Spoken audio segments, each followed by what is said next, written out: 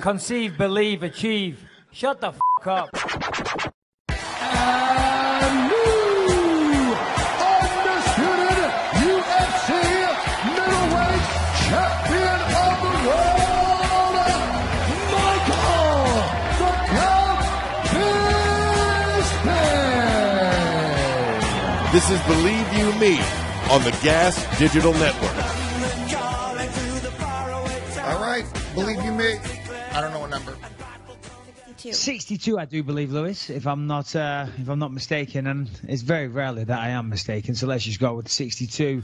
Welcome, everybody, if you are listening to the show. Number 62, Lewis doesn't keep track, I do. Where do we start, Lewis? Lots and lots and lots to talk about. Well, can I get, let me just really quick get the plug out of the way, because I feel like we ruin the momentum of the show when we do it later on, so really quick. Do it. If you love the show, you're listening on iTunes right now, maybe you're watching live, you should know that we have 62 episodes of the podcast available on demand. We started doing video maybe 20 episodes ago. You can watch every episode we've ever done, because we only have the last 10 on iTunes, at gasdigitalnetwork.com. You get every episode we've ever done. You get pre-release. They come out a day before it goes to YouTube or iTunes. You guys get ad-free episodes. I know a lot of people hate when we have advertisements in the show as well. So use that promo code BYM. You get a 14-day free trial. It's just $7 a month. You get access to this show and then 16 other incredible shows on the network. All right, that's it. Which is amazing. Okay, so plugs done. Where did we start? Lots going on. We've got GSP, maybe fighting Nate Diaz. Rockhold taking on Gustafsson. We've got things happening. Lots of fights. Yeah, ESPN deal. This weekend we got you. Of my shoe. Little shits called Jorge Masvidal that still won't go away. We'll talk about that. Fights this weekend. Lewis, go ahead. Yeah, I mean, it's been kind of a crazy week. I feel like I haven't talked to you in a while. I don't know what it is. Like, we did do the show on time last week. I guess because we're technically doing this a day late. It feels like it's been a while, but a lot has happened.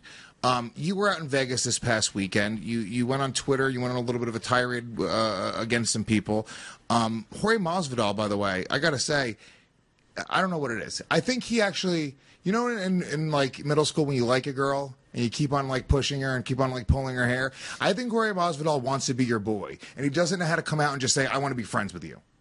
It's so ridiculous because if you remember, it wasn't that long ago. He posted out our private Instagram messages where he messaged me some abuse. I messaged him one back. He carried on, and I just said, "Look, listen, I'm done with this." And and then to make a big story out of it, he then posted them live and this and that. And now here he is again. I mean, I don't even think about this guy, but he's here. He's talking shit. Apparently, he was on Ariel's show, the MMA Hour, on Monday, saying some stuff. I believe you have the clip. I haven't heard this, so please go ahead, roll the clip. This is him on Ariel Helwani's show, the MMA Hour. And Bisping to actually, exchanging hands when you saw each other at the hotel that fight week at MSG? That one, he had a lot of people with him, and actually, there's another reason why I don't respect him. I was literally pushing my son in the stroller when he came up and started doing all this stupid antics of his, So we were close in a way, but there were so many people that it probably wasn't going to happen. We were much closer probably in China. If it wasn't for Reed Harris literally putting himself in Bisping, I would have made sure to get a good one in and straighten out that crooked eye of his. So, did it ever get close? Like, where you thought that someone was going to punch someone? Well, I don't know. I don't think he was going to do it to me because he knows what happened. But I was pretty close to breaking his face. I think we've heard enough. I get the gist. He's a fucking idiot. So I mean, I don't even know where to begin. I mean, first of all, at Madison Square Garden when I fought GSP UFC 217 last year, we didn't nearly come to blows. He was talking shit. I was walking through the lobby, and, I talked a bit of shit back. That was it. No intentions of getting into a fight with a little scumbag like that. I'm not going to lower myself. I mean, I've got a huge fight against George St. Pierre. Why am I going to start rolling around in a hotel lobby 2 days before that fight with somebody that honestly isn't on my radar? I don't know who he is. I don't know anything about him. But still, he talks a lot of shit, and it was negative press, which I didn't appreciate. And then he's talking about an incident which occurred in Shanghai.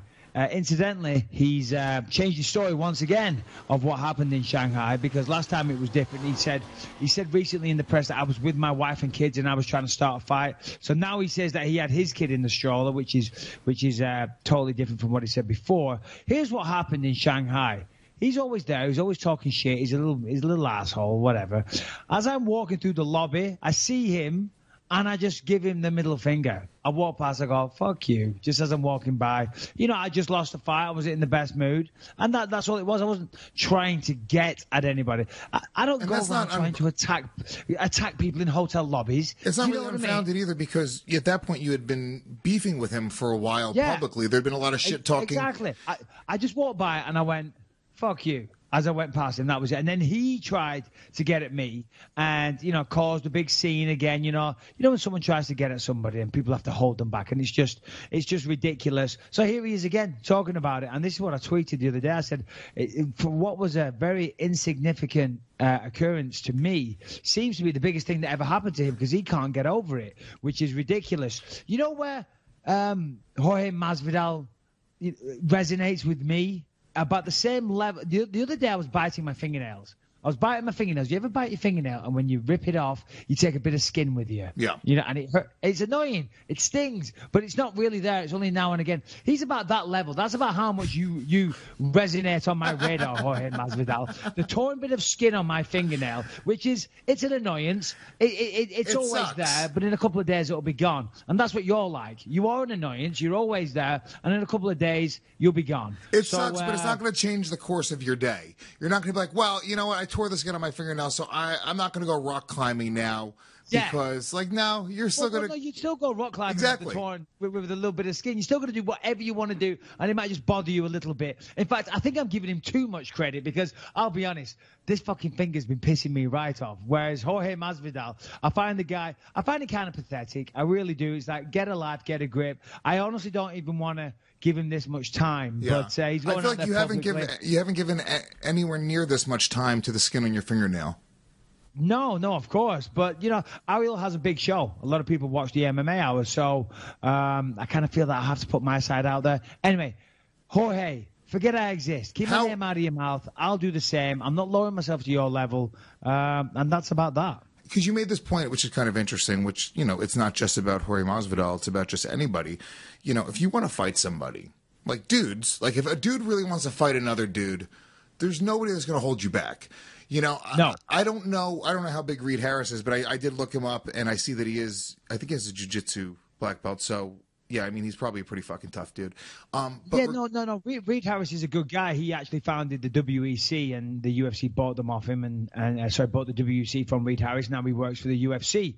Does jiu-jitsu, this and that. He's very capable of holding someone back. If you want to attack somebody, you just... If you want to attack them, then I guess you fucking attack them. You don't walk at them going swearing and calling names. You know what I mean? He's just trying to act up. It's ridiculous. It's stupid. I'm not interested in any kind of beef. I sound like a goddamn rapper, but I'm just not interested in that. Jorge, go do your thing. I don't know who you are. I wish you the best. Just stay out of my life. Leave me alone. I'll leave you alone. I'm not what's interested. the end game? I don't really understand, because you guys aren't going to fight each other. So at what point you go like, okay, you guys don't like each other, but there's people I don't like, but I don't go around threatening them constantly and just keep on talking about how much I hate them. At one point you got to move on. There's no path to you guys fighting except in a parking lot somewhere, which I don't believe. You're both fathers. It's ridiculous. You know? No, listen, I'm 39 years old with 3 kids. You think I'm interested in trying to fight with somebody that, honestly, I don't even know? Do I care for him? No, I don't. Do I respect him? Obviously not. He handles himself like a piece of shit. But, you know, I'm not interested in trying to fight Jorge Masvidal, whether it be in the UFC, in a parking lot, whatever it is. You know what I mean? It's like, come on, dude. Just move on with your life. Focus on your UFC career, your dwindling UFC career. I do believe he's lost fights at lightweight, for crying out loud. Now, okay, you know, I used to fight at light heavyweight. I'm a middleweight. I certainly don't go looking for fights with lightweights. So get a grip, Jorge Masvidal. And another blast from the past was at the weekend. Luke Rockhold. He was at his old antics again, saying sign the contract.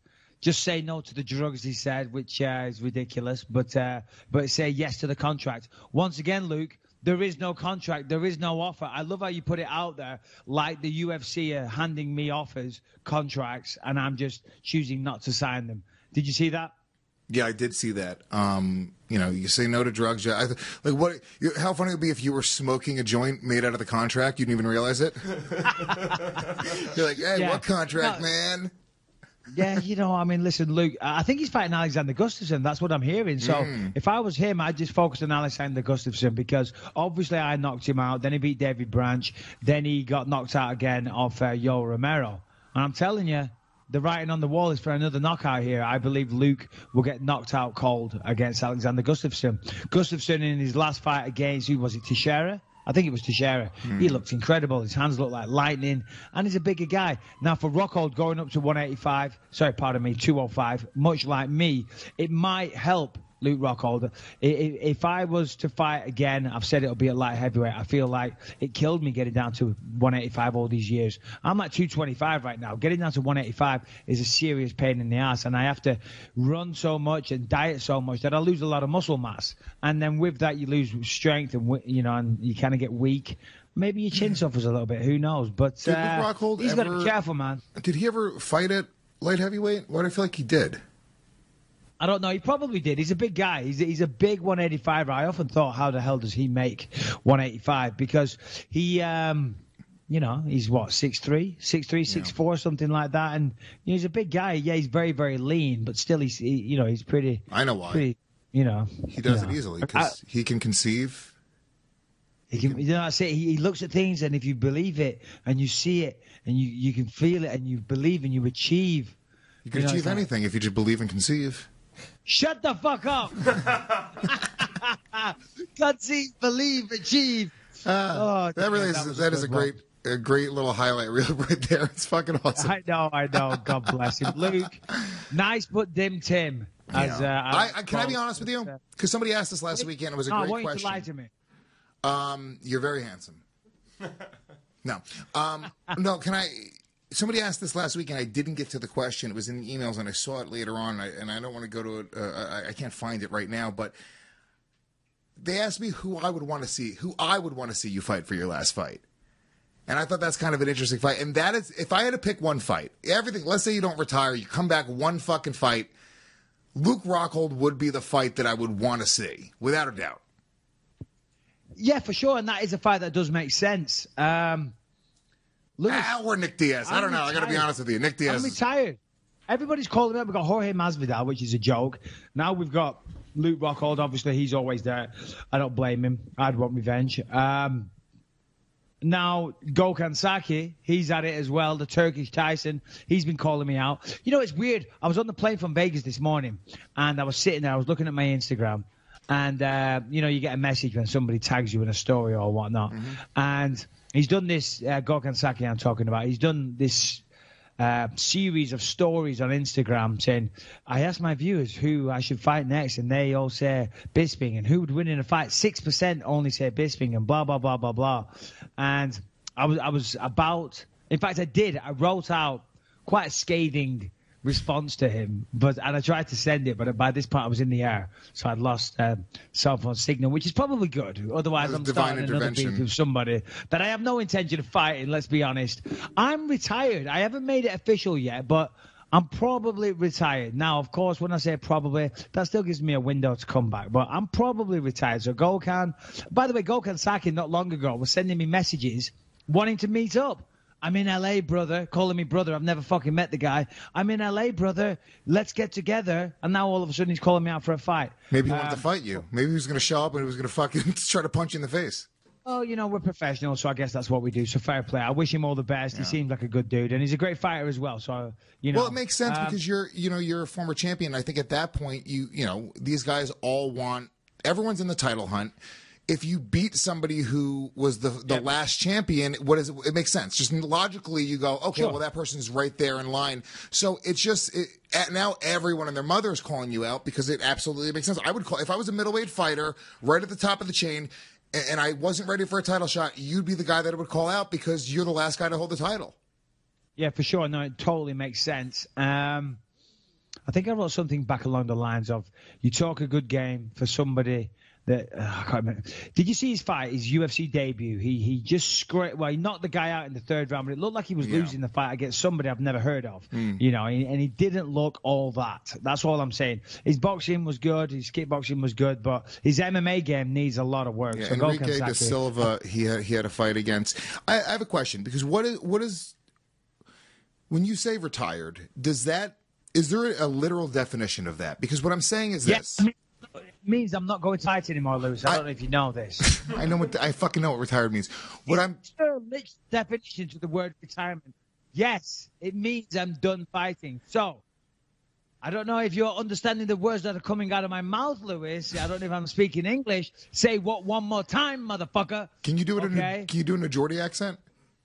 Hoey, man. Hoey, pet. All right. So here's the thing, right, Lewis? I'm probably going to be retired, man. I'm probably retired, man. But you never know. You never know, right? I may come out for one big more fight, right, down the lane.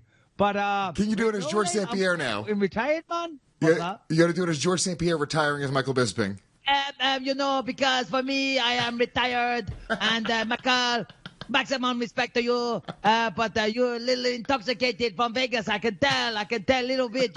Your mind isn't working right. I can tell.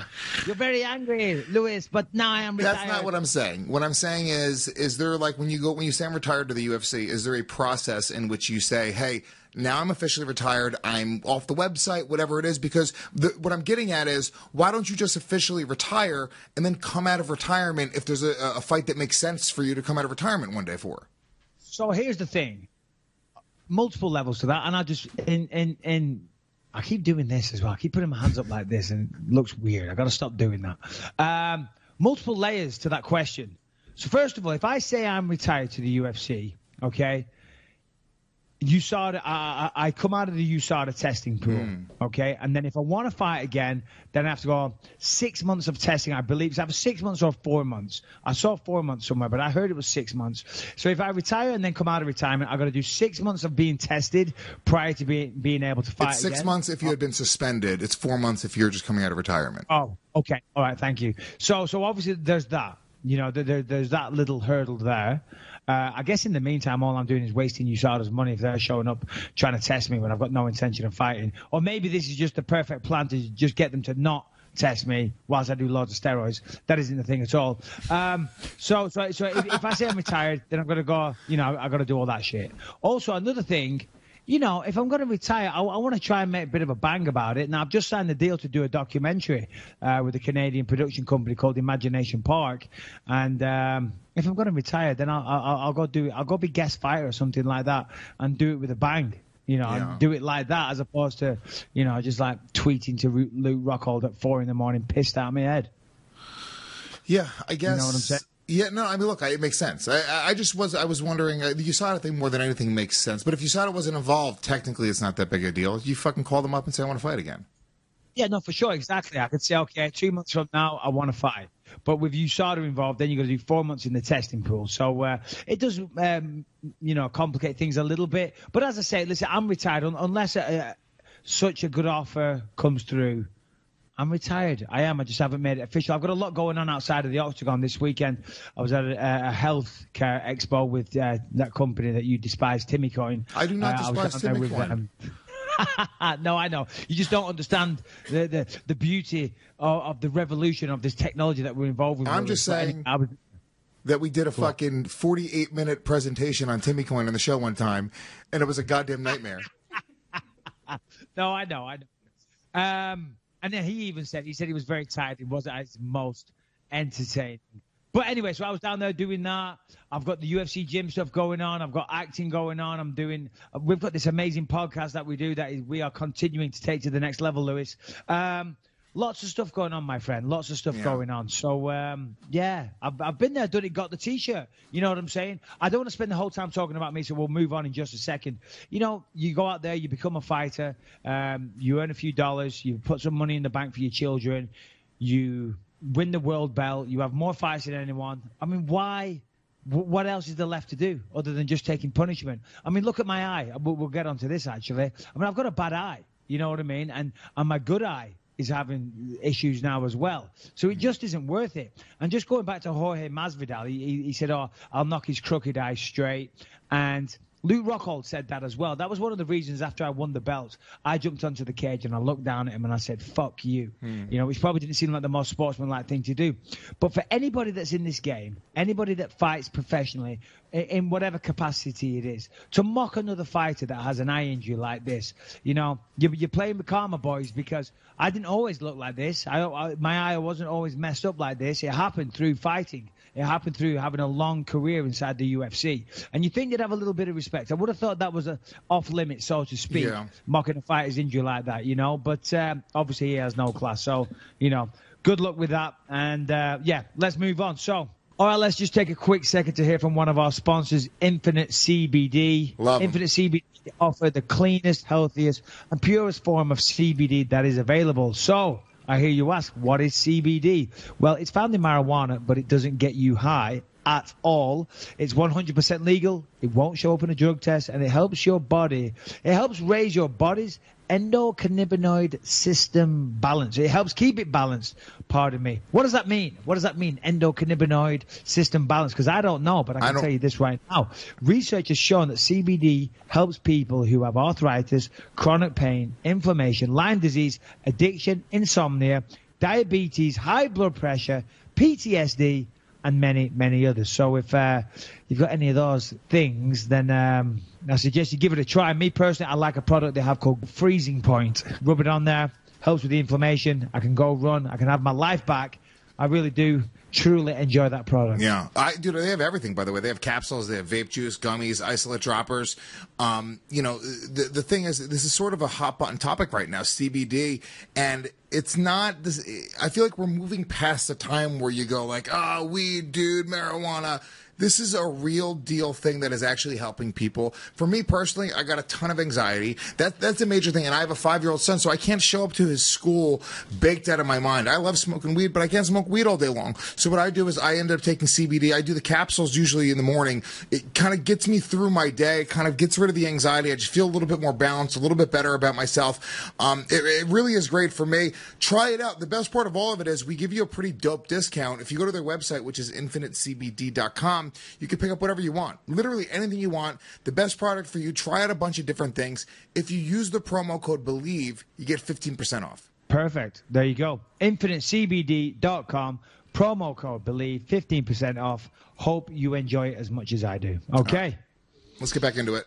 What do you want to talk about, Lewis? I want to talk about, this is sort of big news because obviously we do have UFC 224. Is that this weekend? It is, right? Yeah. But I want to talk about, before we get into that, Dana White went on to, I believe it was Norton and Sarah's podcast, and he dropped a couple bombshells about bookings. Number one being, which you had just said, Luke Rockhold versus Alexander Gustafsson.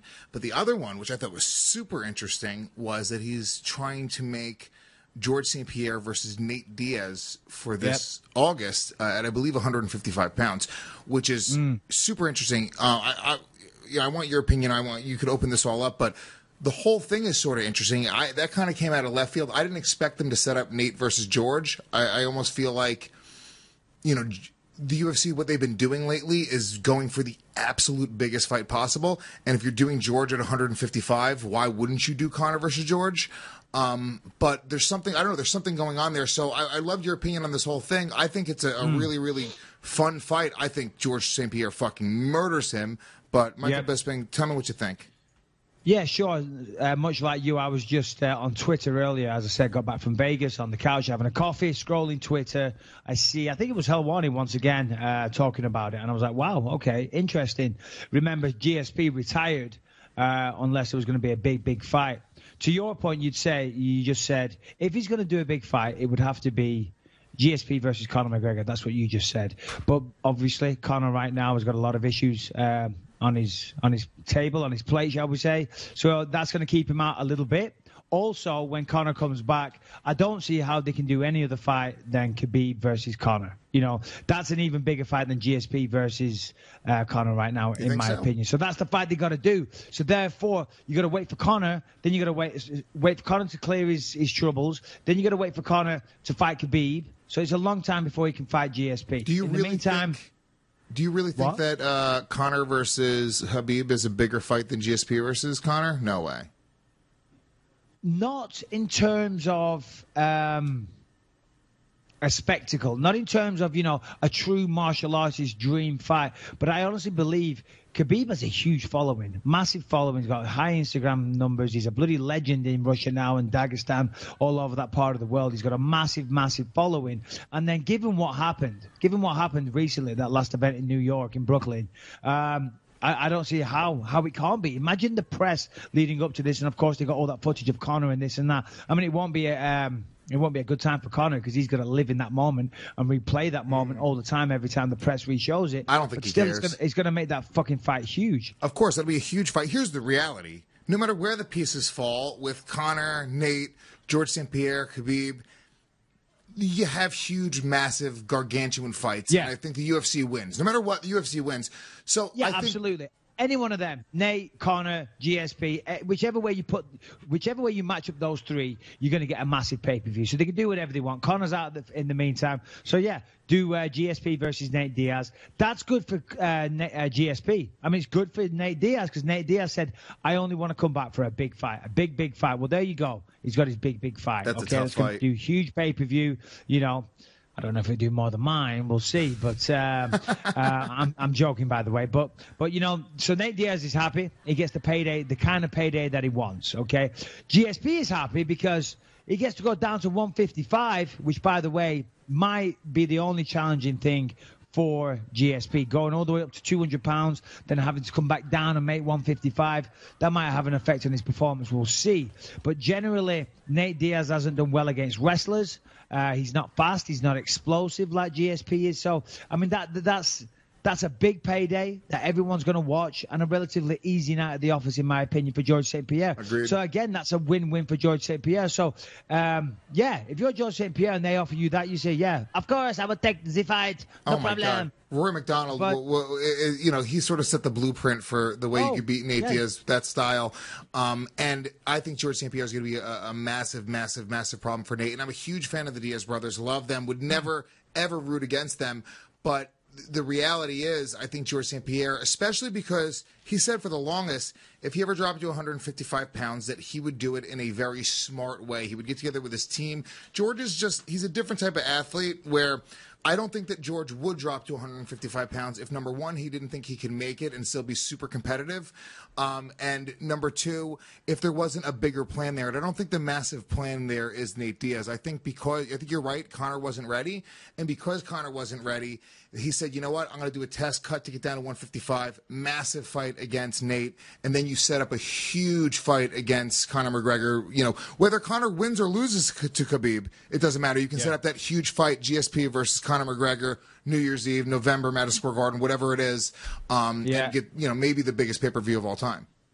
I like that, actually, Lewis. That's actually smart thinking because, as you say, he probably wants to make 155 first before fighting somebody like Conor. Even though Nate beat Conor once and the second fight was super close, you still got to think that Conor's the tougher matchup. Stylistically, yeah, I just think GSP, and as you said, massive respect for Nick and Nate Diaz. I'm big fans of them. I like the way they carry themselves. I like watching them fight. They always bring it each and every time. But I'm just talking stylistically, skill-wise, skill sets. Yeah, GSP beats him all day. He's more explosive. He's stronger. He's got fantastic wrestling. Jiu-jitsu-wise, he can match Diaz. And he's better on the feet. He's a better athlete. The only thing that Diaz has is he's got more of that real fighting grit, but GSP's always done well against that anyway. Also, lots of submissions off his back, too. I don't know that Conor's the better or the more difficult matchup for GSP. I think Conor's definitely more athletic and a more explosive striker, but I think Nate is a really, really great striker, really great boxer, Nick, the only reason I say that Conor is a tougher fight is because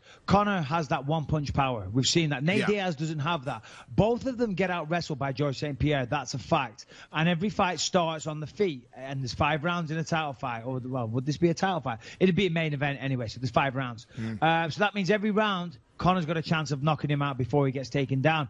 Nate Diaz doesn't have the one-punch power. Nate Diaz has good power, and he has excellent combinations that he wears people down with, much like Joe Calzaghe back in the day, just wears people down. Conor McGregor, though, we've seen it time and time again. Look at Eddie Alvarez. Look at, Jose Aldo. The list goes on. He could put people away with one shot, and I'm not saying he'd do that to George St. Pierre, but he's done it before. So, therefore, that's why I say Conor McGregor will be the harder fight. Yeah, but it's also, you got to consider the fact once GSP gets to the ground, and he's going to, now you have Nate Diaz, who's super tough off his back, has really, really high-level jiu-jitsu. Granted, George St. Pierre, look, dude, when have you seen somebody just punch George St. Pierre and put him out? Matt Serra technically hit him, and he tapped his strikes, but he was just shocked. George St. Pierre was more shocked than anybody else watching it. He was like, wait, what?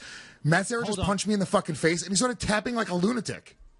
As the complete narcissist that I am, I feel that I once again have to explain that I had torn cartilage in my ribs when we had that fight, and it was a shitty performance from me, because this is breaking my fucking heart. We're like, oh, yeah, George St. Pierre this, and he might beat him, and this guy might beat him. I'm like, motherfucker choked me out. But let me tell you, I had torn cartilage, and I know I've said it, but I'm just throwing it out there. For anyone that didn't know that, that's why I lost to George St. Pierre, and he got very fucking lucky that night. But God bless him. God bless him.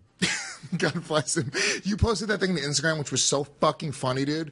Because I don't really know too many British people, but pull up Mike's Instagram if you can. It was just sort of like a translation, speaking to a British person, what it really means. Oh, yeah. Did I delete that? I think I did. Did you delete it? You're such a pussy. You post such funny stuff, and then you delete it because you're afraid someone's going to get offended. No one was going to get offended. That's not why I deleted it. I deleted it because, like, if you go to my page, you know, and you look at it aesthetically, you know, it's not pleasing. It's had its moment in the sun. It had the likes. It had the comments. It had the engagement level. It made everybody laugh. But it doesn't have to have a permanent presence on my page. Does that make sense? Aesthetically, it doesn't look as good when you look at you're a fucking chick. You really are. I look at every hair that's perfect on your head. Like, every hair. Yeah. It took you 45 minutes to do your hair for this podcast. Let me tell you this right now, and this is God's honest truth. This takes me about 30 seconds. In fact, less than that. I use Rebels Refinery hair gel. Whoa. They don't pay us. Instagram, Rebels Refinery. It's good shit. Men's fine grooming products. This is not an ad, so go fuck yourself. I do a little bit in the hands, and then, ooh, baby. There we go. You know? Yeah. You've got it, Lewis. It's true. When you've got it, you've got it. I'm very jealous. Definitely don't have it. Hair I'm talking about.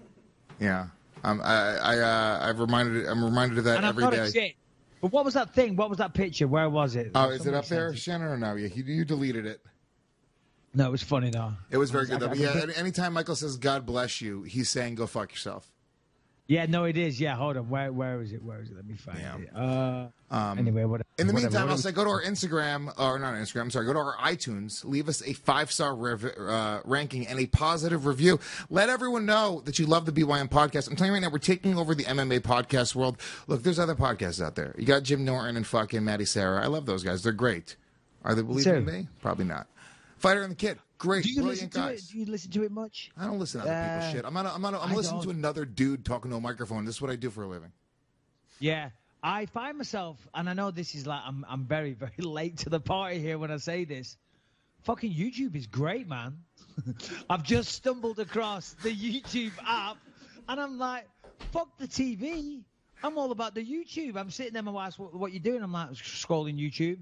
And that's where I look at little bits of podcasts. I look at little bits of Joe Rogan. I listen to Joe Rogan. Obviously, his podcast is amazing. You know, I listen to little snippets, the highlights, if you will. Yeah. I heard about this new website called MySpace. I don't know if you've been to it. It's pretty cool. Oh, dear. Yeah. MySpace. Well, actually, Harrington just sent me a little thing. He said... Nate versus GSP is targeted as the co-main event underneath Luke Rockhold. No, not underneath Luke Rockhold. Cody versus TJ. Oh, let's talk about Cody. All right, let's take a minute to talk about Cody. That reminds me. You want to talk about Cody? Why? What have you got to say about Cody? Okay, so I guess Rogan on his podcast is. Let me pull this up because I don't want to get this wrong. Colby or Colby? Colby Covington or Cody No Love?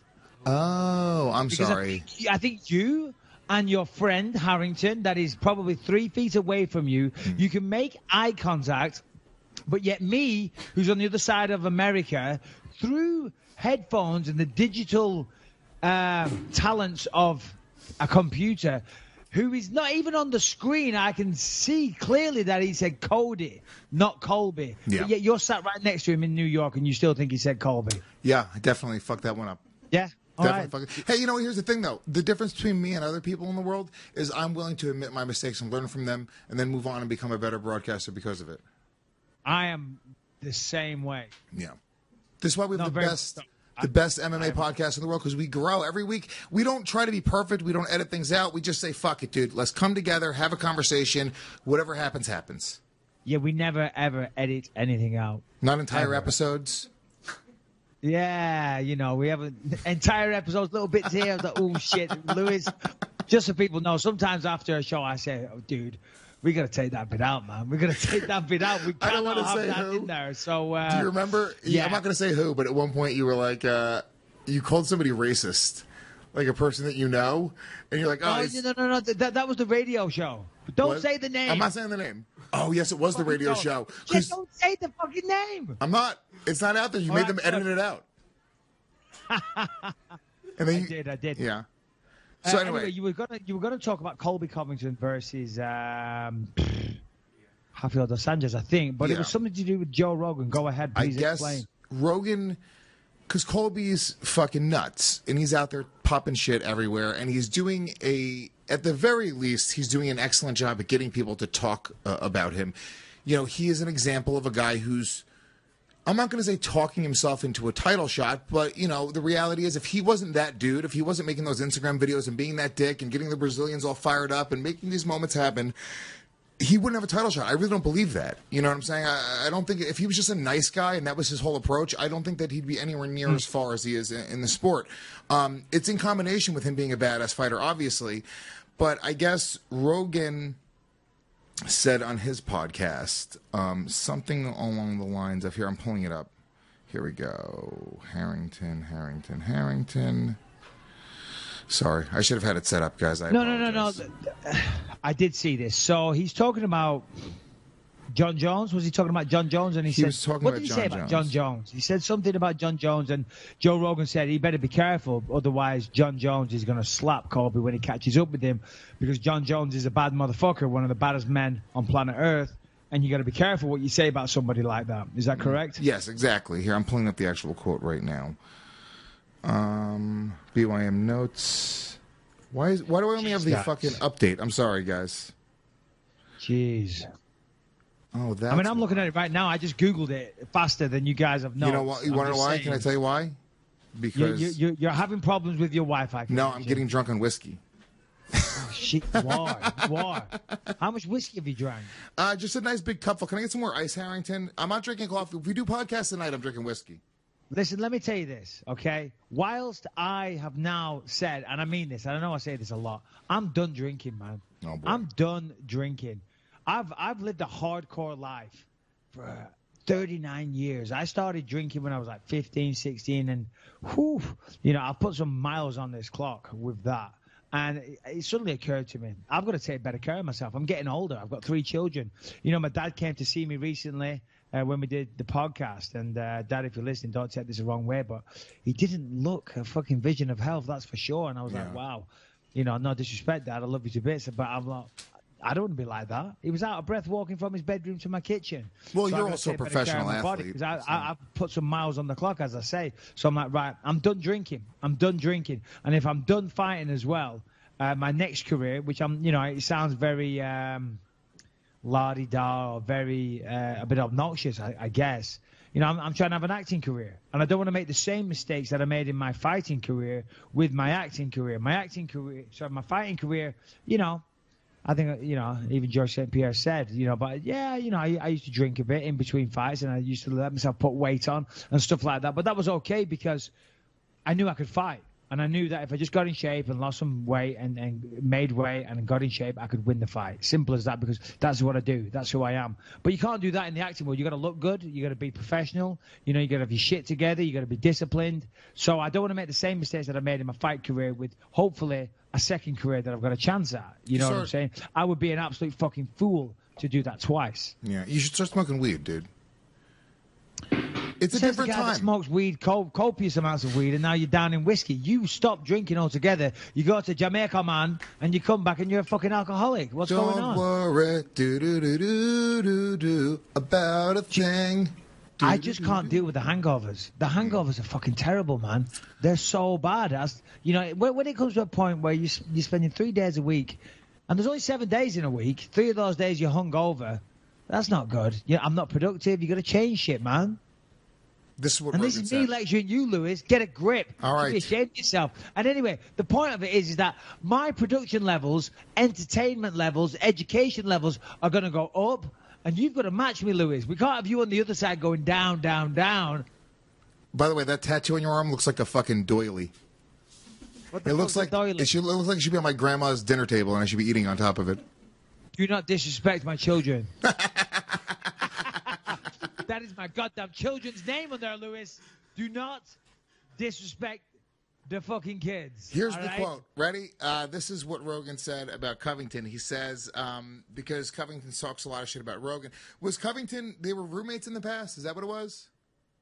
Who was Covington were roommates back in the day. That is correct. I believe at college, yes, they shared a room. Okay, so John Jones is going to be in front. This is what Rogan says on his podcast. John Jones is going to be in front of you one day. You got to be careful. Watch your fucking words. You're going to get slapped in the face by a guy who can kill you with his bare hands. That's a bad move.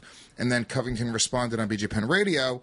I think Joe Rogan should worry about what he's saying about me because we might just meet face to face soon in the near future. He might be commentating the Chicago card, so that's kind of hypocritical of him to say something like that. Because when he's talking about me, we might be face to face, and I might just have to slap him. So that is like, I really think Colby Covington might be quite dumb. Does he realize that what he's saying is what Joe Rogan's talking about him? He's saying, "Oh, Joe Rogan better not talk shit about me because when I see him, I'm going to slap him." Well, that's what Joe Rogan's saying to you. He said, "Don't talk shit about John Jones because when he sees you, he's going to slap you. You fucking moron." Yeah. Listen to the words coming out of his mouth. And Joe Rogan's right. John Jones is a bad motherfucker, man. That's why, given all of his discretions, his fringes with the law, his ups and downs, that's why people still like to watch this guy fight, because he's a bad motherfucker, and he is, you know. And if Colby Covington, he might just get a slap. Who knows? You know, I mean, John Jones is reckless, man. John Jones does a lot of things that maybe he later regrets. So maybe Joe Rogan is giving him some sage advice. Yeah, and I think Colby as well. I think Colby likes to just fucking yap and likes to make those moments. I don't think that Colby Covington really would want to slap Joe Rogan. I think the reality is Colby may, I don't know, he's probably not. The reality is he seems kind of like a dummy. But maybe he's smarter than everyone thinks he is. And that just stop. Can we just say, Lewis, you fucking love Colby Covington. No. Every time we got to talk about this, every time you got to go on, you got to tell everybody that, okay, he's doing a great job of this, that, and the other. And now you're putting an argument out there for that. It's all a show, and he's actually a genius, and we've got him talking. No, he's not a genius. He's a moron. Please, come on. He's stupid like a fox, maybe. Maybe he's pulling a fucking Kanye right now, and everybody's going like, oh, shit, this guy's crazy. He's dumb. But then everybody on every radio show is talking about him. He's talking himself into title fights. He's having, literally every show is talking about this. It's kind of brilliant in its own way. And if he's not, let's say it's not deliberate, well, then his stupidity is, getting him pretty fucking far. So to be honest with you, I'd rather be stupid like Colby Covington than smart like Mike Harrington. Well, smart like Mike Harrington, yeah, I agree. I'd rather be dumb like Colby. Why do we always shit on Harrington? Harrington's a good guy. Listen, Kanye West and Colby Covington should not be in the same fucking conversation, in the same sentence, okay? Yeah. Kanye West, listen, I don't know much about Kanye West. I mean, the shit he's been saying recently, but he's out of his mind. But, the guy's a genius in some ways. Colby Covington is not a genius in any way, okay? Colby Covington gets a boomerang thrown at his head and goes running to the police. Yeah. So I hope Joe... And you know what? If Colby Covington slaps Joe Rogan, maybe Joe Rogan gives him a slap back. Who knows? Yeah, that's the other thing. I'm not impressed with Colby Covington. Colby Covington's fighting Rafael dos Anjos, and he's going to lose that fight pretty badly. Dos Anjos is going to beat the crap out of him, then go on and face Tyron Woodley. And maybe we never hear from Covington ever again. I think what's going to happen is Colby Covington is going to come in. He's going to kick Rafael dos Anjos' head off his shoulders. He's going to smack a porn star on the ass, make out with her in the center of the octagon, smack Joe Rogan on the ass, fucking take his microphone away from him, and then fucking run out of the ring and fucking party with Brazilians. That's what's going to happen. Colby Covington is the best. That would be awesome. Don't disrespect Colby Covington, Michael Bisping. Lay off the whiskey, Lucas J. Gomez. Everyone here in this room appreciates Colby Covington. Shannon likes him. She's sexually attracted to him. Shannon Cam. Okay, get Shannon Cam on because people like the Shannon Cam. Shannon, did you see that thing with the porn stars? He said he had a foursome with those porn stars, and then the one came out and denied it. Oh, really? She came out and denied it? Okay, that's hilarious. Yeah, porn star Kelsey Monroe, I guess she came out and she was like, yeah, this guy's popping all this shit. He was talking about just like, was fucking the porn stars and just doing whatever he wanted to do with them. And she was like, yeah, if you fucked me, you'd have to take me to dinner, motherfucker. That's it. Just dinner, though. Yeah. Just dinner. You don't have to date me. You don't have to go out with me for any length of time. She's pretty hot. Just take me to Sizzler. Really quick, let's talk about BetDSI, who has been so great to us. BetDSI, they've been with us for a really long time. If you guys love sports, if you love to watch sports already as it is, throw a little bit of cash down. It will change your entire experience of watching sports. Trust me. Absolutely, 100%. Listen, if you're watching a sport, if you're watching anything, if you're doing anything in this life and you have money on it, you have a financial, what's the financial something in the race? Investment. What is that expression? You have chips on the table.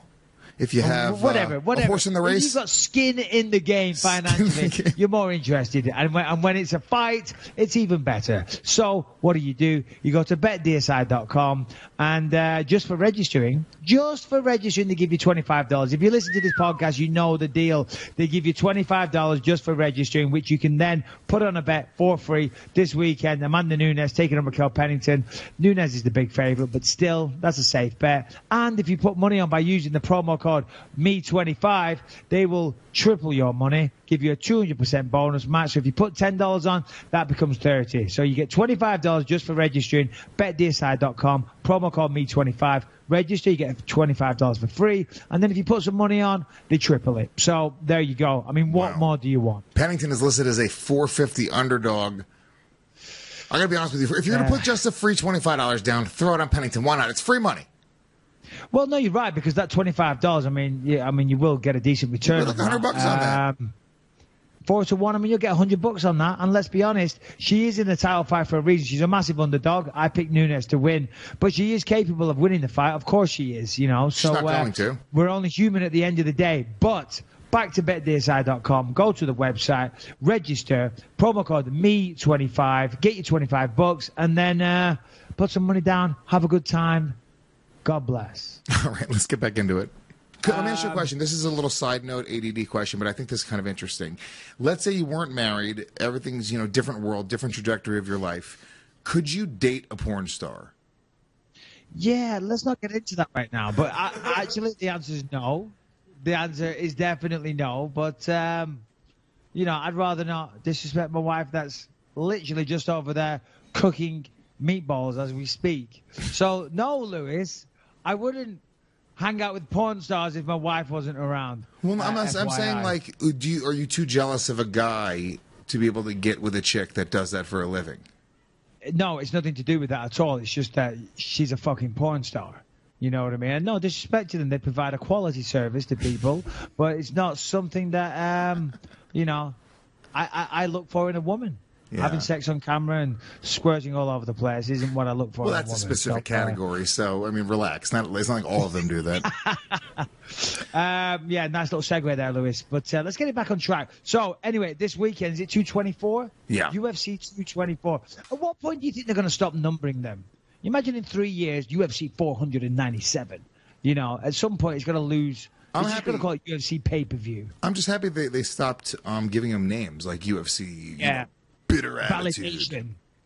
Yeah, the names. Well, yeah, again, at the start, that was good. But with the same thing as the numbers, it came to a point where, listen, we're running out of adjectives. We're running out of title suggestions. So they did away with that. And at some point in the future, they're going to have to get rid of them. Around the same times that we have flying cars, Lewis, which I saw in the news. Did you see this? Uber have announced that we're going to have flying cars within 3 years.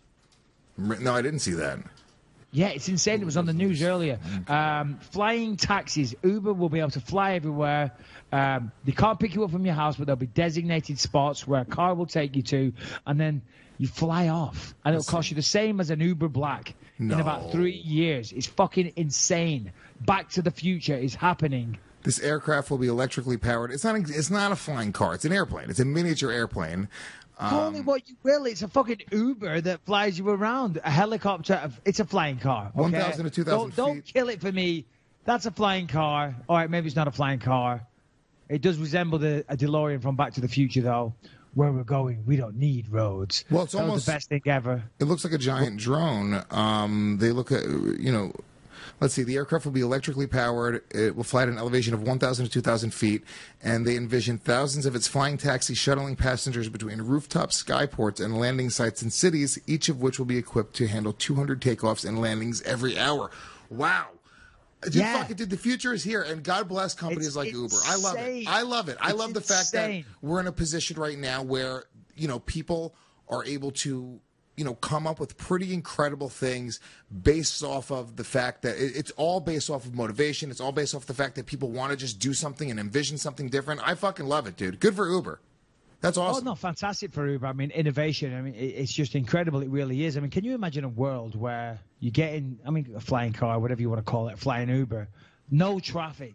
Can you imagine that? Or do you think eventually they'll make everybody, like if you're going to fly over certain parts of airspace, which would then create traffic? I guess because you can't, if it became really popular, you couldn't just have Ubers or different lifts or whatever just flying all over the place because you'd have accidents all the time. So I guess you'd then end up with air traffic. Well, they would come up with some sort of different, jurisdiction. Yeah. As well. So exactly. So right now it's very early, but these companies are really disrupting these things. Like they don't really know. They're going to come up with. I'm sure the government's going to come up with some sort of thing that says it's illegal and they can't do it, and then they got to fight it and push it and push it. But once you see it on the horizon, it's going to happen. They tried to do the same thing in New York City with Uber and Lyft.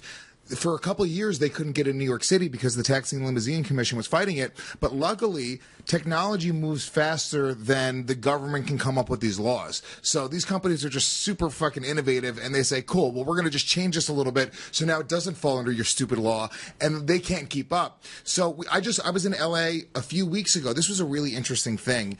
I'm trying to remember the name of the company. Shannon, if you could look this up, they're portable scooters. Maybe you've even seen them at this point.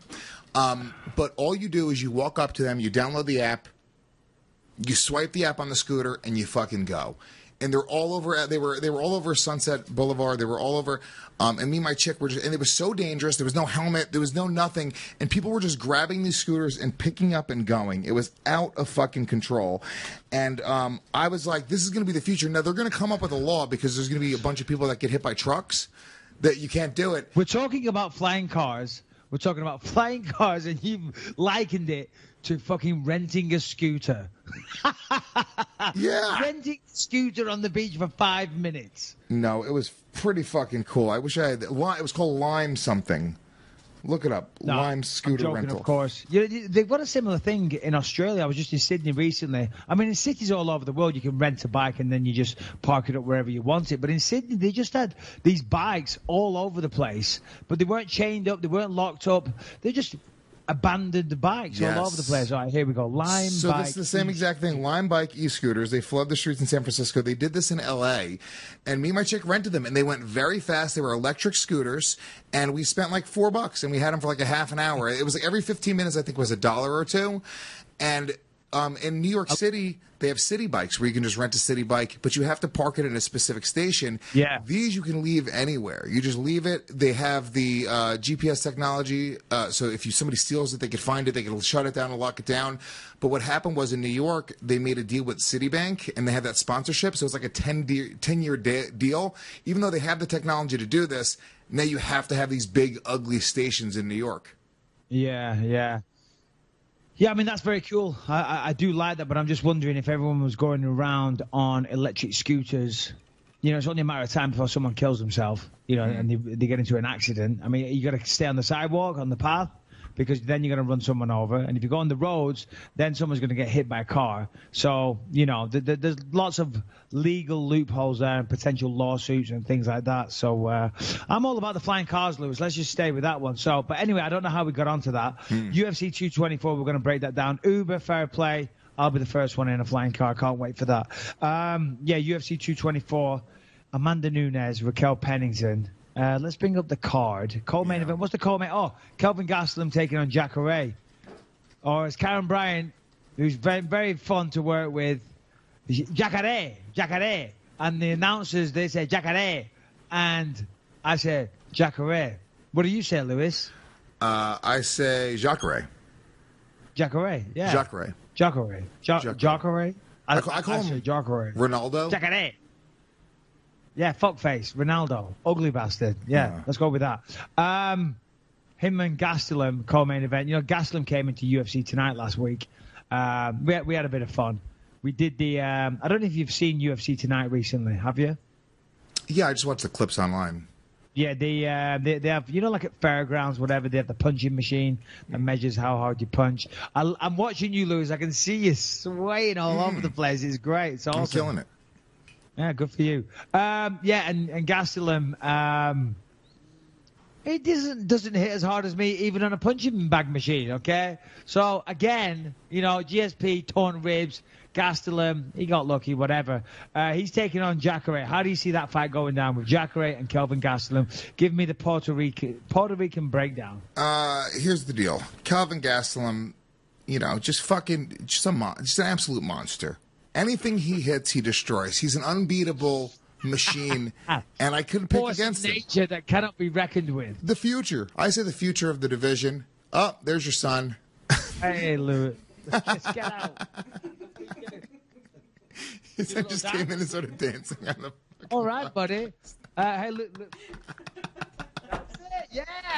Go full screen, Shannon. Go full screen. We got a show. You got to stand up. You got to do it over here, Lucas. Over here. There you go.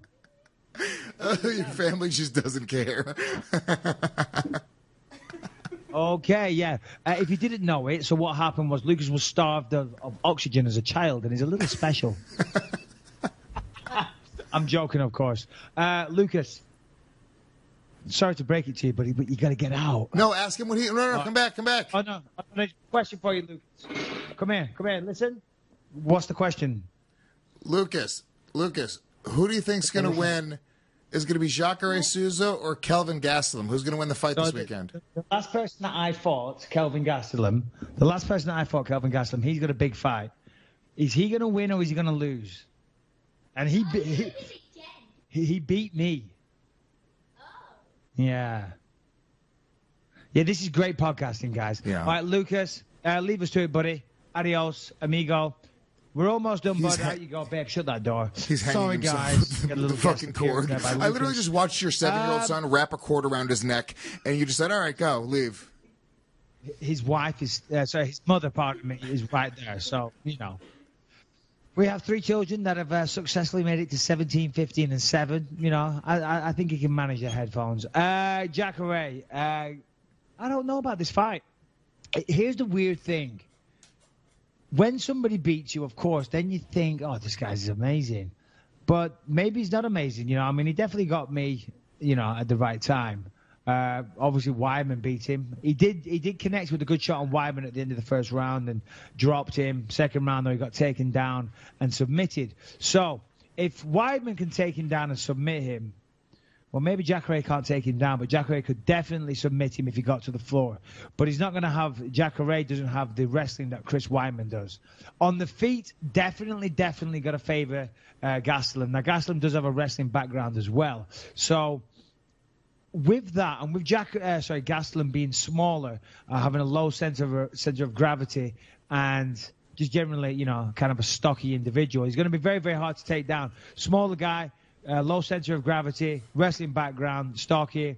That's a hard person to take down. So I don't think Jacare gets him down. If he does, I think Kelvin's in trouble. Kelvin is definitely in trouble if the fight hits the floor. But I don't think it will, and I think it stays on the feet. Now, we saw Robert Whittaker knock out Jacare. So, you know, he can be knocked out. He can be finished. I'm going to lean towards Gastelum, but obviously my judgment is a little skewed because of, you know, he beat me recently. That was his last outing, so I'm pretty high on him. I think he beats Jacare. I think he knocks him out, and then I think he fights Tyron Woodley after Dos Anjos Woodley fight. Or he fights Dos Anjos, whoever wins that fight. That's my prediction. Nice. All right, I agree. Oh, great. Excellent feedback there, Lewis. Well, I've said this before, but am I going to sit here and try to fucking break down a fight after you? You can't, you know, I can't ever follow your breakdown with my stupid shit. Yeah, agreed. All right, moving on. Agreed. I'm totally with you, Lewis. You're absolutely right. I'm sold on that argument. It's fucking ridiculous. You're right. The greatness that comes out of my mouth cannot be followed with the shit that comes out of Luis J. Gomez's. I'm with it, buddy. I'm not a fucking analyst, man. My job is to come in, set you up, make you look good when you start talking about the fuck. I check out half the time. You start yapping. I'm like, I just shake my head and say yes. I'm doing a trial audition at the weekend, commentating that fight. So Are you? That could be interesting. Yeah, I am. Yeah. Also on that fight. Wait a minute, you're commentating for this fight card this weekend? Yeah, but only an audition. So I'm not commentating live. I'll be doing it at a studio in LA. So I have a people can check question. it out. This is really important. And I think you Go can, ahead, if you please. fucking had It's gonna be any... a stupid question. It's going to be a stupid No, it's question, not. but go ahead. It's a guaranteed great question. The fans will all agree with me. Question. I swear to fucking God.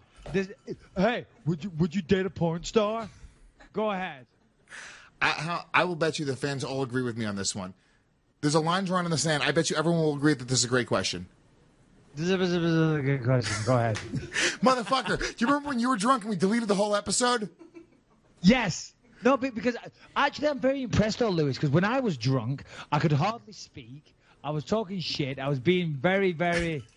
I just came across like a bloody lunatic. I came across like a very unintelligent person. Now, I guess I do that a lot of the time anyway. But you're holding it together. I'd appreciate it if you stopped sipping quite as hard and just slowed it down. I But you're still appreciate if you talking well. suck my dick. You're still talking well. You still sound good. You're still making some good points. What was the question? I forget.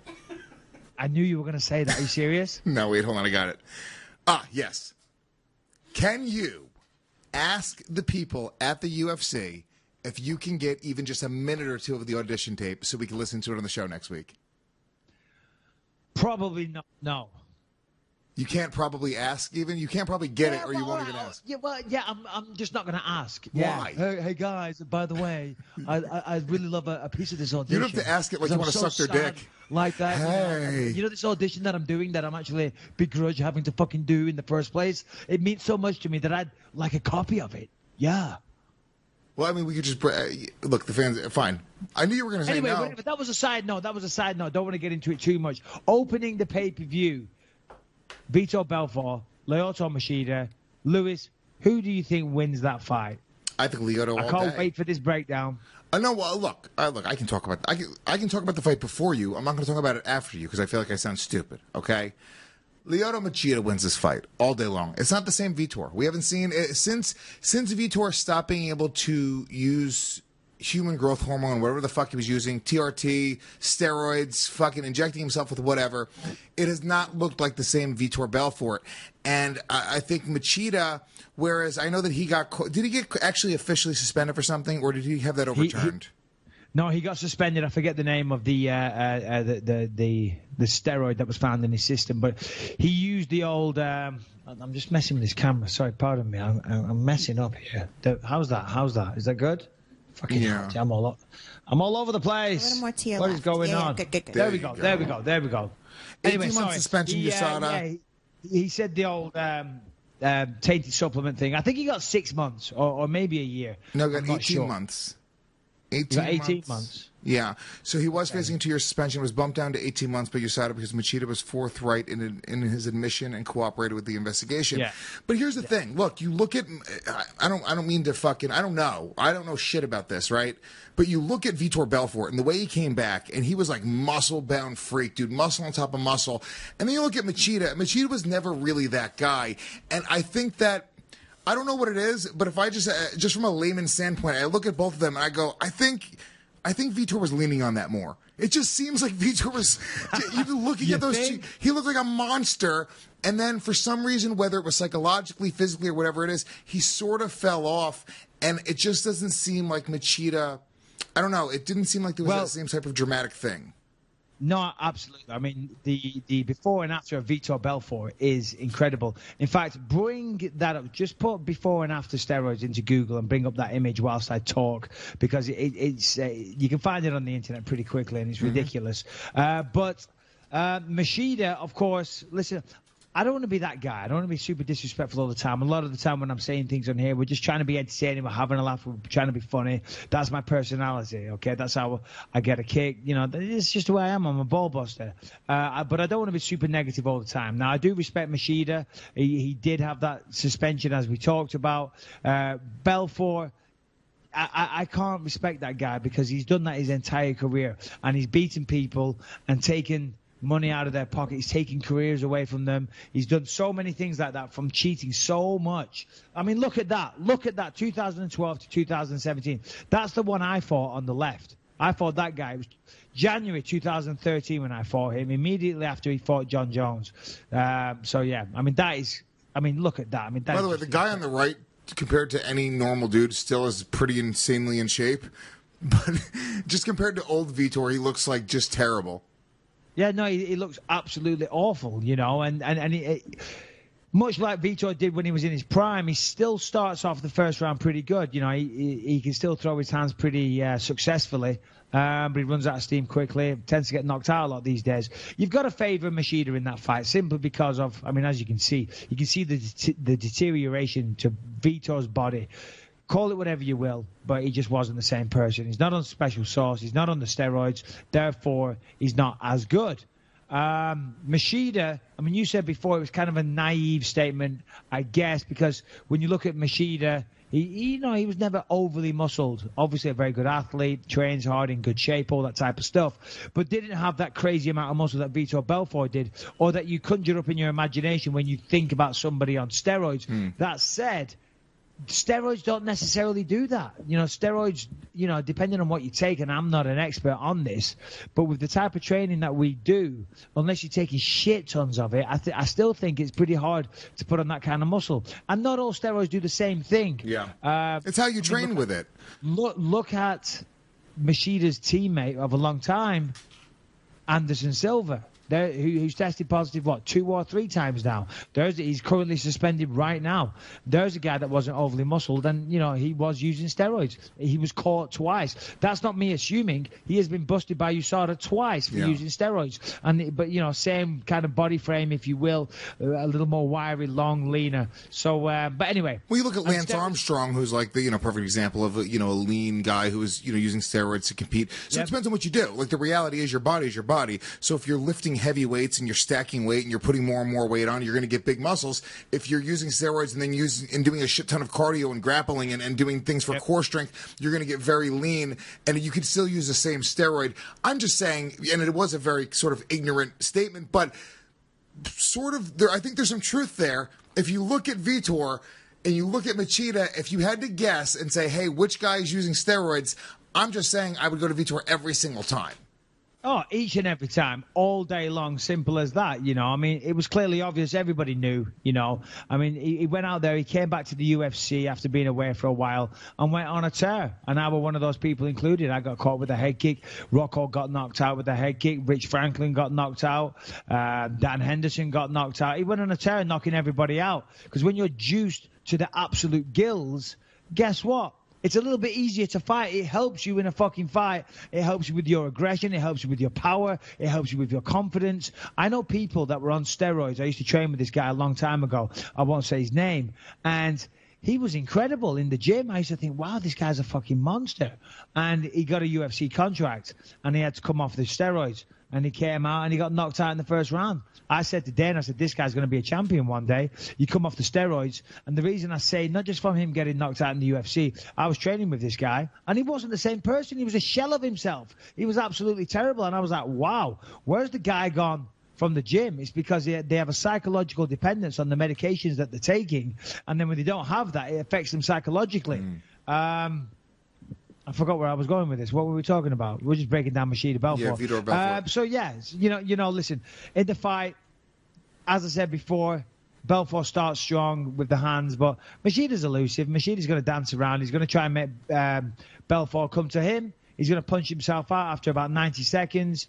And then maybe Machida wins, because you never know. I mean, Machida did just get knocked out against Brunson. Prior to that, he was away for a long time. He got finished by Rockhold. So I don't know, when was the last time Machida won a fight? I'm not sure. I mean, that said, both of these guys are at the end of the He just won his last fight, didn't he? He won Eric Anders split decision. There was a split against somebody who's, Oh, yeah, sorry, my bad, pardon me. But I'm still looking forward to seeing this fight, though, because Machida, he was a champion back in the days, a legend of the sport.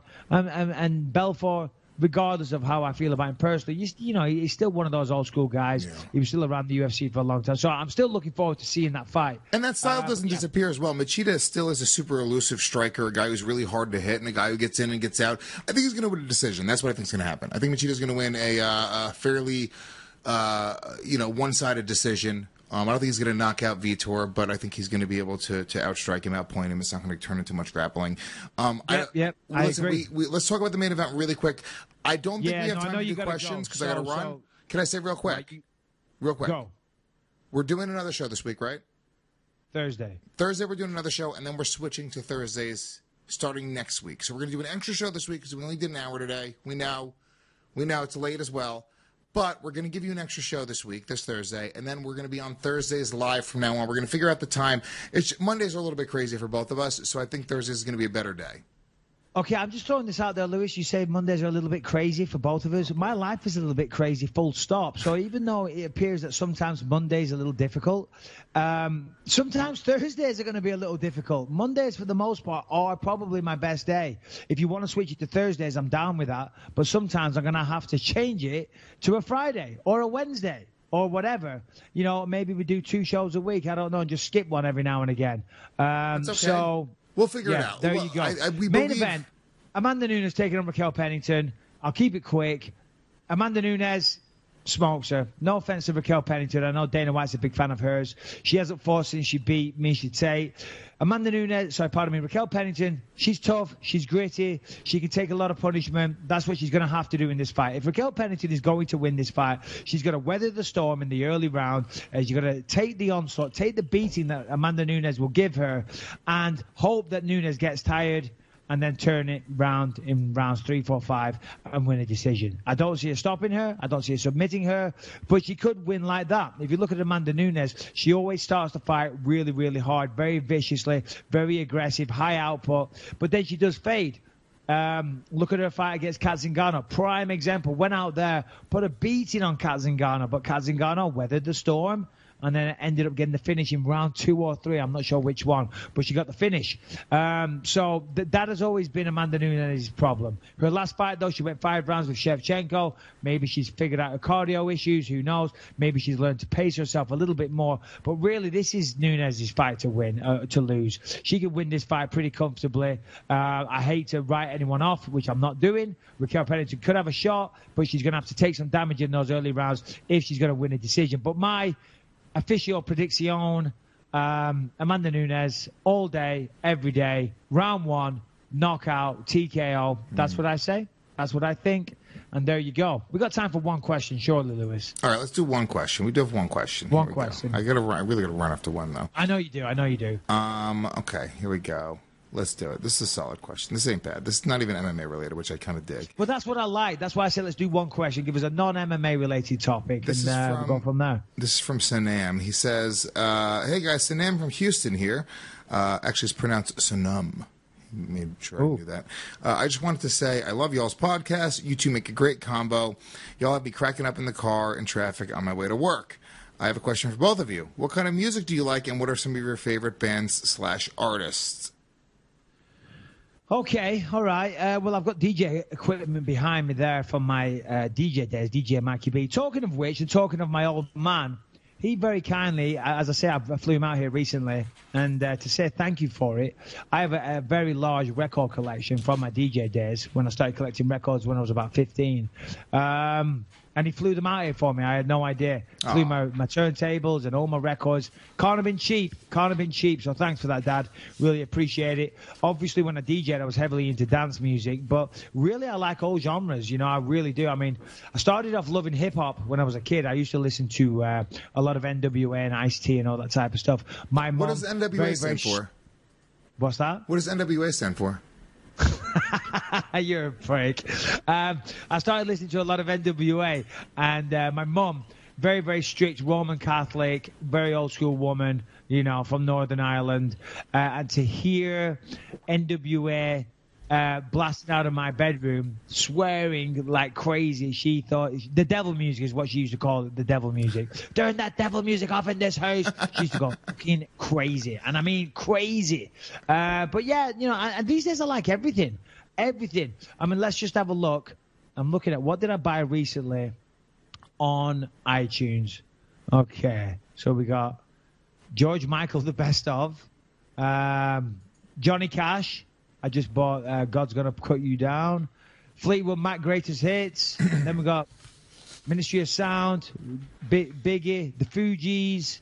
The list goes on. Very just eclectic. The two of us, Bill Withers. You know, I mean, eclectic, bro. Eclectic. Very eclectic. Bit of this, bit of that. Depends what mood I'm in, you know? All right. Well, for me, I grew up as a metalhead. I had a sister who was a couple years older than me. Oh, my God. I know. Harrington, put up this picture of Lewis that he put on recently. You fucking loser. Shannon, pull up a picture on my Instagram. So, yeah, I grew up. My sister was a couple years older than me. My first concert ever was Poison in, like, 89. I was, like, 7 years old. So I grew up on, like, 80s metal. Motley Crue, Poison, Guns N' Roses. That's, like, my first music that I, like, truly connected with. And then I got into, by the time I was in high school, I was really into, like, System of a Down. I was really into Nine Inch Nails. Marilyn Manson. No, that's not the one. That's not the one. Not the gay headshot. Put on the one with the long hair and the wannabe mustache. With the Megadeth T-shirt. He knows the one. I know. Yeah, I was huge into Megadeth, but then I started getting into more like real metal. Like, so I really got into Pantera a lot when I was in high school. There we go. Oh, that's an Ozfest shirt. It's me playing the bass guitar. Yeah, baby. Let's take a look. Look at Daddy. Oh yeah. I mean. So you wanted to be in a band, I'm assuming, Louis? I was in a band. I was in a band called Salty Black Flower when I was in high school. I played drums. Can you play the guitar, though, as you're play a little stuff. I could play a little bit of stuff. I was playing the bass there. Thank you very much. And I could play a little bit of a little bass, a little guitar, but I played the drums okay. I can still play. That's good. That's cool. That's cool. Very cool. I always wanted to learn a musical instrument, but never put the time and effort in. But I will say the best concert. Go on, sorry. Best concert I've ever been to was last summer. I saw Nine Inch Nails at a festival, and they were fucking incredible, dude. And I've seen all the bands I love: Tool, Nine Inch Nails, System of a Down. I saw Incubus like 12 or 13 times. My girlfriend in high school loved them. Wow. But yeah, I was a big metal guy, and I like hip hop now too. I like Hopsin and Tech Nine and a lot of hip hop too. But I'm a metal lover. I think I've only been to one or two concerts in my entire life. I didn't go to concerts when I was younger. You know, where I'm from, there was nothing like that around there. And I didn't really like those types of bands anyway. I used to go see DJs and stuff and go to raves and all that type of jazz. But these days, I love Nirvana and Smashing Pumpkins, all that type of stuff, Oasis and, all the rest of it. In fact, this Friday, Liam Gallagher and Richard Ashcroft from a band called The Verve, they're performing in LA, so I might go watch them. But, to the person who asked the question, a little bit of everything. If it's good music, I'm down to listen to it. Fuck yeah. All right, dude, that's it. That's the show. Thanks for listening. Goodbye. I'm getting knocked out in the UFC. I was training with this guy, and he wasn't the same person. He was a shell of himself. He was absolutely terrible, and I was like, wow, where's the guy gone from the gym? It's because they have a psychological dependence on the medications that they're taking, and then when they don't have that, it affects them psychologically.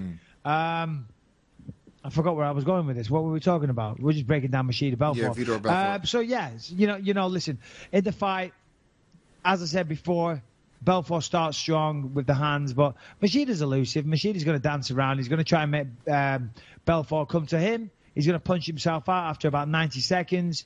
And then maybe Machida wins, because you never know. I mean, Machida did just get knocked out against Brunson. Prior to that, he was away for a long time. He got finished by Rockhold. So I don't know, when was the last time Machida won a fight? I'm not sure. I mean, that said, both of these guys are at the end of the career. He just won his last fight, didn't he? He won Eric Anders split decision. There was a split against somebody who's, Oh, yeah, sorry, my bad, pardon me. But I'm still looking forward to seeing this fight, though, because Machida, he was a champion back in the days, a legend of the sport. And Belfort, regardless of how I feel about him personally, he's still one of those old school guys. Yeah. He was still around the UFC for a long time. So I'm still looking forward to seeing that fight. And that style doesn't disappear as well. Machida still is a super elusive striker, a guy who's really hard to hit, and a guy who gets in and gets out. I think he's going to win a decision. That's what I think is going to happen. I think Machida's going to win a fairly, one-sided decision. I don't think he's going to knock out Vitor, but I think he's going to be able to outstrike him, outpoint him. It's not going to turn into much grappling. I agree. Let's talk about the main event really quick. I don't think we have time to do questions because I got to run. So, can I say real quick? Real quick. Go. We're doing another show this week, right? Thursday we're doing another show, and then we're switching to Thursdays starting next week. So we're going to do an extra show this week because we only did an hour today. We know it's late as well. But we're going to give you an extra show this week, this Thursday, and then we're going to be on Thursdays live from now on. We're going to figure out the time. Mondays are a little bit crazy for both of us, so I think Thursdays is going to be a better day. Okay, I'm just throwing this out there, Lewis. You say Mondays are a little bit crazy for both of us. My life is a little bit crazy, full stop. So even though it appears that sometimes Mondays are a little difficult, sometimes Thursdays are going to be a little difficult. Mondays, for the most part, are probably my best day. If you want to switch it to Thursdays, I'm down with that. But sometimes I'm going to have to change it to a Friday or a Wednesday or whatever. You know, maybe we do 2 shows a week. I don't know, and just skip one every now and again. That's okay. So... We'll figure it out. There you go.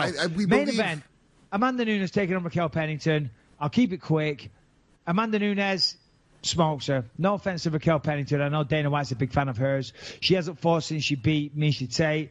Raquel Pennington, she's tough, she's gritty, she can take a lot of punishment. That's what she's going to have to do in this fight. If Raquel Pennington is going to win this fight, she's going to weather the storm in the early round. She's going to take the onslaught, take the beating that Amanda Nunes will give her, and hope that Nunes gets tired and then turn it round in rounds 3, 4, 5 and win a decision. I don't see her stopping her. I don't see her submitting her. But she could win like that. If you look at Amanda Nunes, she always starts the fight really, really hard, very viciously, very aggressive, high output. But then she does fade. Look at her fight against Kat Zingano. Prime example. Went out there, put a beating on Kat Zingano. But Kat Zingano weathered the storm. And then it ended up getting the finish in round 2 or 3. I'm not sure which one, but she got the finish. So that has always been Amanda Nunes' problem. Her last fight, though, she went 5 rounds with Shevchenko. Maybe she's figured out her cardio issues. Who knows? Maybe she's learned to pace herself a little bit more. But really, this is Nunes' fight to win, to lose. She could win this fight pretty comfortably. I hate to write anyone off, which I'm not doing. Raquel Pennington could have a shot, but she's going to have to take some damage in those early rounds if she's going to win a decision. But my official prediction, Amanda Nunes, all day, every day, round 1, knockout, TKO. That's what I say. That's what I think. And there you go. We got time for one question, surely, Lewis. All right, let's do one question. We do have one question. One question. I really gotta run after one though. I know you do. Okay, here we go. Let's do it. This is a solid question. This ain't bad. This is not even MMA related, which I kind of dig. Well, that's what I like. That's why I said let's do one question. Give us a non-MMA related topic, we'll go from there. This is from Sanam. He says, hey, guys, Sanam from Houston here. Actually, it's pronounced Sanam. Made sure I knew that. I just wanted to say I love y'all's podcast. You two make a great combo. Y'all have me cracking up in the car in traffic on my way to work.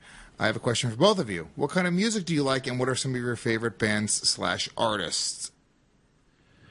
Okay, all right. Well, I've got DJ equipment behind me there from my DJ days, DJ Mikey B. Talking of which, and talking of my old man, he very kindly, as I say, I flew him out here recently, and to say thank you for it, I have a very large record collection from my DJ days when I started collecting records when I was about 15.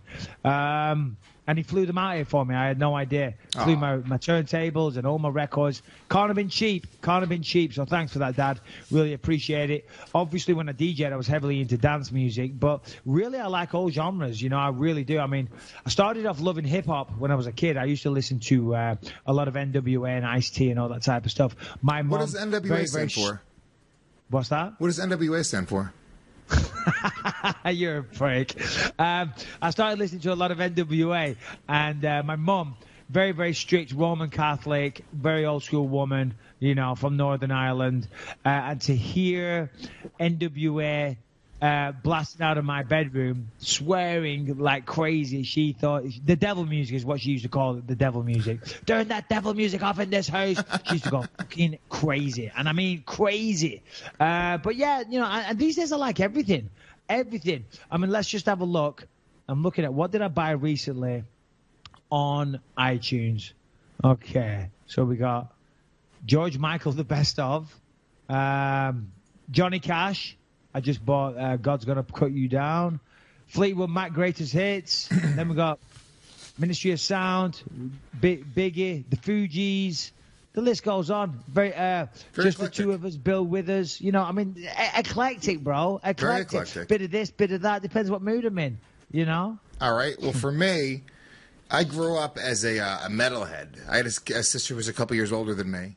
Oh my God, I know. Harrington, put up this picture of Lewis that he put on recently. You fucking loser. Shannon, pull up a picture on my Instagram. See, I grew up, my sister was a couple years older than me. My first concert ever was Poison in like 89. I was like 7 years old. So I grew up on like 80s metal, Motley Crue, Poison, Guns N' Roses. That's like my first music that I like truly connected with. And then I got into by the time I was in high school, I was really into like System of a Down. I was really into Nine Inch Nails. Marilyn Manson. No, that's not the one. That's not the one. Not the gay headshot. Put on the one with the long hair and the wannabe mustache. With the Megadeth T-shirt. There's a Megadeth. He knows the one. I know. Yeah, I was huge into Megadeth, but then I started getting into more like real metal. Like, so I really got into Pantera a lot when I was in high school. There we go. Oh, that's an Ozfest shirt. It's me playing the bass guitar. Yeah, baby. Let's take a look. Look at Daddy. Oh yeah. I mean. So you wanted to be in a band, I'm assuming, Louis? I was in a band. I was in a band called Salty Black Flower when I was in high school. I played drums. Can you play the guitar, though, as you're play a little stuff. I can play a little bit of stuff. I was playing the bass there. Thank you very much. And I could play a little bit of a little bass, a little guitar, but I played the drums okay. I can still play. That's good. That's cool. That's cool. Very cool. I always wanted to learn a musical instrument, but never put the time and effort in. But I will say the best concert.